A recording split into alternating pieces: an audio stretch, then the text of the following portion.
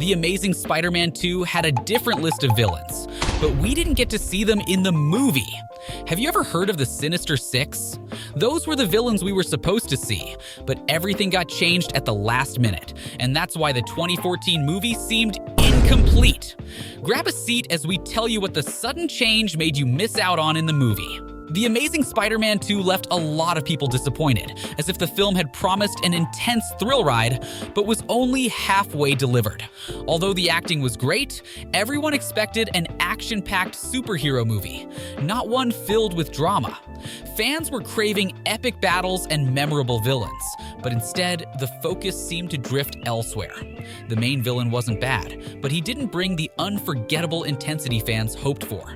Sony had been building toward a Sinister Six storyline, a team of villains united against Spider-Man, by hinting at each villain across different films over time.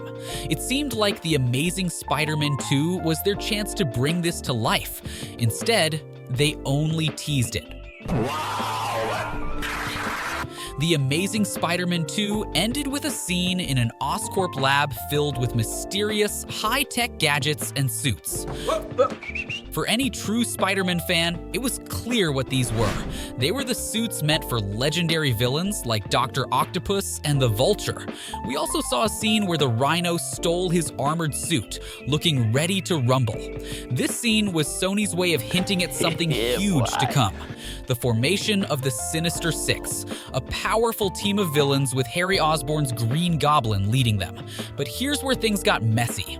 The attempt to set up the Sinister Six felt a little forced, like they were trying to build excitement but didn't quite know how to get there. The movie got tangled in trying to set up this villainous team instead of giving us the thrilling story we'd hoped for. Sony first announced a possible Sinister Six featuring in the movie in 2013, about a year before The Amazing Spider-Man 2 was released into theaters. It was supposed to be a big spin-off from that film, but nobody really knew what the story would look like. Fans had many questions. After all, Andrew Garfield's Spider-Man had only fought one big villain so far, the Lizard. Strangely enough, he wasn't even planning to be part of the Sinister Six team. The whole plan got canceled when it looked like Sony was on the verge of something huge.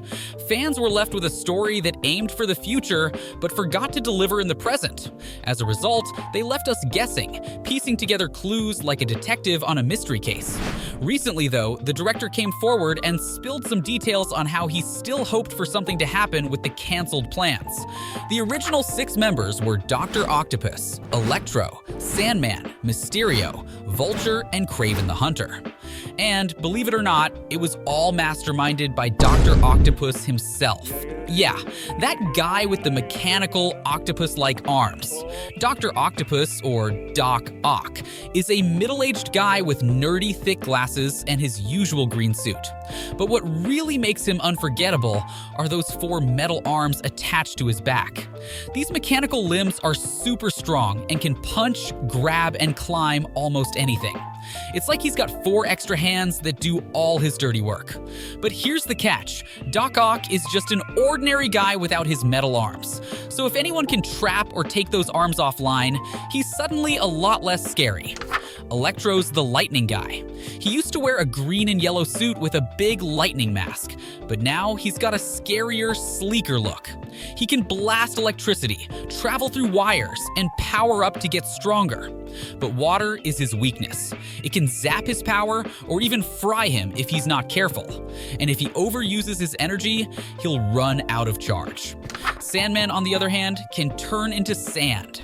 He can shift into different shapes, grow huge, or form weapons, making him nearly unstoppable. But extreme heat can turn him to glass, and strong water jets can scatter his sand, leaving him struggling to pull himself back together. Vulture is an older, bald man in a green feathered suit. He wears a special winged harness that lets him fly and gives him some extra strength. He's quick in the air but relies on his suit, so if he's grounded, he's in trouble. His age also means he tires out faster than other villains. With his green and purple costume and misty fishbowl helmet, Mysterio looks like he's from another world. He's a master of illusions, using holograms, gases, and tricks to confuse and scare his enemies. But without these, Mysterio's just an an average guy, and Spider-Man's spider sense can often see through his tricks. Kraven the Hunter is tall and strong, wearing a vest from a lion's mane that shows off his wild side. He's always carrying hunting weapons and moves with the speed and sharp senses of an animal, thanks to a magical serum. He's an expert at tracking and fighting, and he knows how to set traps and use poisons from animals. But Kraven's biggest problem is his own pride. He's so sure he's the best that he sometimes makes mistakes because he thinks no one can beat him. In his mind, he's the top hunter, but his overconfidence can be his downfall. Luckily for many fans, Kraven will soon have a movie of his own. The movie, which was originally scheduled for October 2023, will now be released later this year on December 13th. When the Sinister Six team up, their unique powers overwhelm Spider-Man, hitting him from all sides. However, they often clash with each other, as their big egos and different goals cause conflicts. The team's lineup changes over time, keeping their battles with Spider-Man fresh and unpredictable. As for who would have been in the cast, there aren't many details. Jamie Foxx would have been back as Electro and Paul Giamatti as Rhino. Another name that popped up was Colum Fiore, who was rumored to play the Vulture. He would likely have joined the villains team, but the rest of the cast and why it got canceled remain a mystery.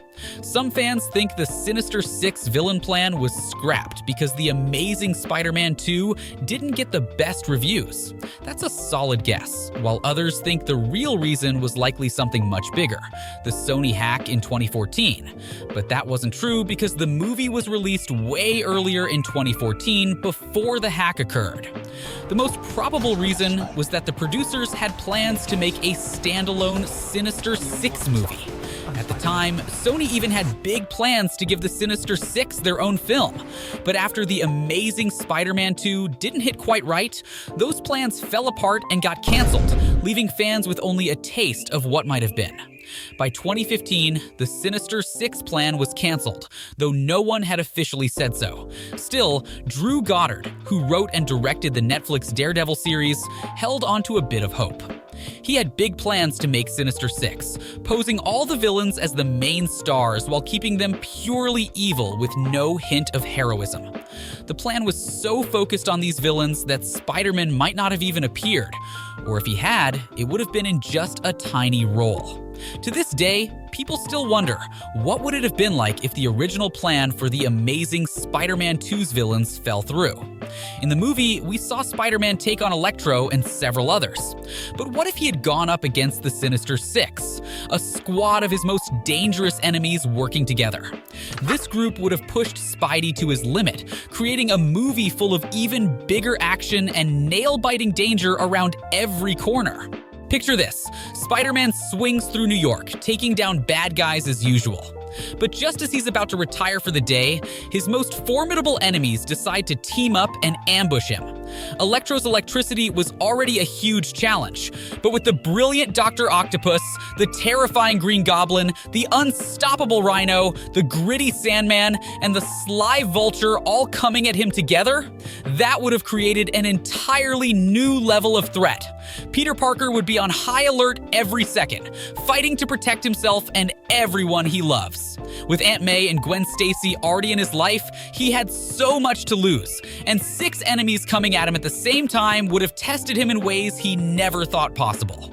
Each villain's powers and personality would have definitely pushed Spider-Man into battles he probably wouldn't have survived alone. It would have been the ultimate test, making him choose what mattered most and showing fans a side of Spider-Man we hadn't seen before. But this is where we'd see the real Spider-Man, the one who pushes through even when it seems impossible. By facing the Sinister Six, he'd have to show every bit of courage and heart he's got. We'd watch him keep fighting, even if things got so dark he could barely see the light. With villains like these, the stakes would be so high because the Sinister Six wouldn't stop until Spider-Man was totally defeated. Adding the Sinister Six would have made the movie unforgettable, pulling us into Peter's most intense battle yet. It would have felt like an epic quest, a journey we'd remember long after the end credits faded, the kind of story that keeps you thinking about it, heart-pounding, as you walk out of the theater. Sadly, we never got that. What do you think of the original idea? Would The Amazing Spider-Man 2 have been better if they had stuck to the original plan? Let us know in the comments below.